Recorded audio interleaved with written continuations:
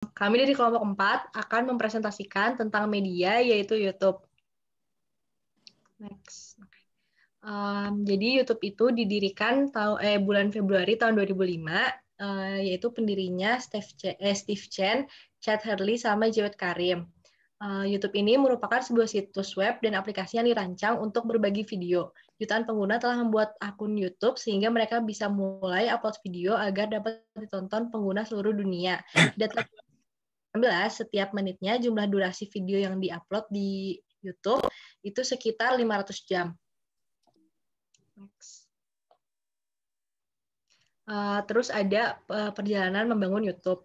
Tempat pertama yang digunakan sama ketiga pria ini dalam bekerja sama adalah di atas pizzeria serta restoran Jepang yang ada di daerah California. Setelah berhasil diluncurkan, YouTube mengalami perkembangan pesat. Ada banyak investor besar seperti Sequoia Capital yang tidak ragu berinvestasi pada YouTube. Tahun 2006, YouTube juga berhasil naik menuju 5 website paling populer di dunia. Hal tersebut tidak lepas dari statistik penggunaan video yang waktu itu telah mencapai 65.000 setiap hari. Tidak hanya itu, YouTube juga mampu menjaring 20 juta pengunjung setiap bulannya. Kemudian, YouTube mulai mengubah jalur perkembangan dengan partnership di bidang periklanan dan marketing bersama NBC. Awalnya, YouTube merupakan situs YouTube independen yang hanya dipegang oleh ketiga pendirinya. Namun, pada tahun 2006, situs YouTube ini secara resmi dibeli oleh Google. Terus YouTube telah menghadapi banyak kritik dari segala aspek, terutama dalam hal konten berhak cipta, sehingga pihak YouTube terus melakukan berbagai perbaikan kebijakan untuk meminimalisir terjadinya copyright di YouTube. Setelah itu, YouTube juga tidak henti meningkatkan inovasinya hingga hari ini. Selanjutnya ada kekurangan platform YouTube, yaitu informasi yang didistribusikan terlalu bebas. Seperti yang kita tahu, di YouTube sendiri tuh nggak ada rules untuk orang-orang yang kayak mau nge-upload videonya. Jadi semua orang tuh bisa aja nge-upload videonya. Makanya informasi yang ada di YouTube itu sendiri itu terlalu bebas. Terus banyak informasi yang menyesatkan juga karena informasinya terlalu bebas. Terus terdapat video dengan kualitas buruk, baik isi konten maupun penyajiannya. Bisa disalahgunakan juga oleh pengguna karena banyak informasi yang misleading. Jadi biasanya tuh sering juga kayak banyak orang-orang yang kena konflik antar sara karena misleading information. Selanjutnya ada kelebihan platform YouTube, yaitu bisa melihat dan mengupload video yang kita suka. Terus selanjutnya sebagai ajang promosi diri, kayak yang kita tahu, YouTuber itu kan sekarang udah bisa dijadiin profesi. Jadi dengan profesi itu juga kayak bisa dijadiin ajang promosi diri, terus bisa mendownload setiap video, dapat belajar dengan streaming karena banyak video yang bermanfaat, kayak banyak channel-channel juga yang nyebarin informasi yang baik, yang bagus, yang bisa dijadiin supaya nambah wawasan, kayak crash course, infographic show, atau yang lainnya. Terus terdapat ukuran HD dan dapat di-download juga. Dan selanjutnya terdapat banyak pilihan video.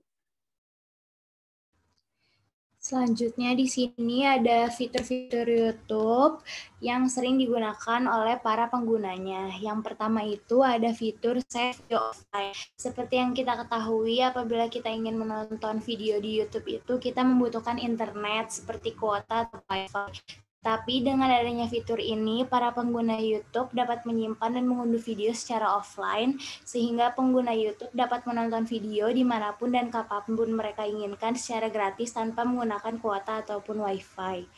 Lalu fitur selanjutnya ada fitur subtitle atau menambahkan teks dan terjemahan video. Terkadang kita itu membutuhkan teks untuk apa yang diucapkan oleh seseorang di YouTube.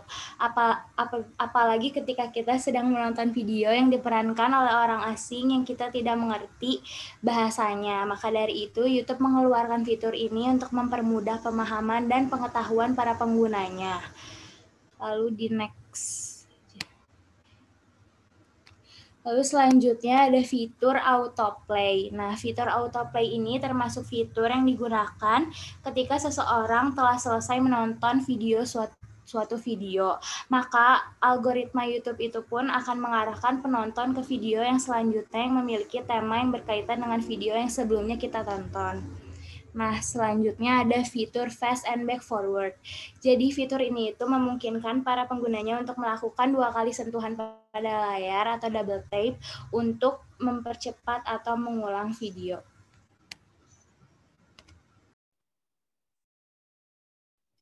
Karakteristik konten. Karakteristik dari konten YouTube termasuk kombinasi, di mana pada setiap kontennya yang umumnya berupa video, terdapat teks, audio, serta visual. Untuk teks sendiri, itu biasanya ada di description box di videonya, ataupun di subtitle.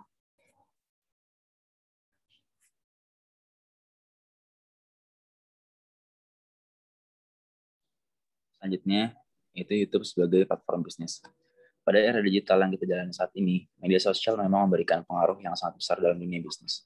Contoh dari kegunaan media sosial YouTube dalam pelaksanaan sebuah bisnis dapat kita lihat dalam keseharian kita nonton video-video di YouTube.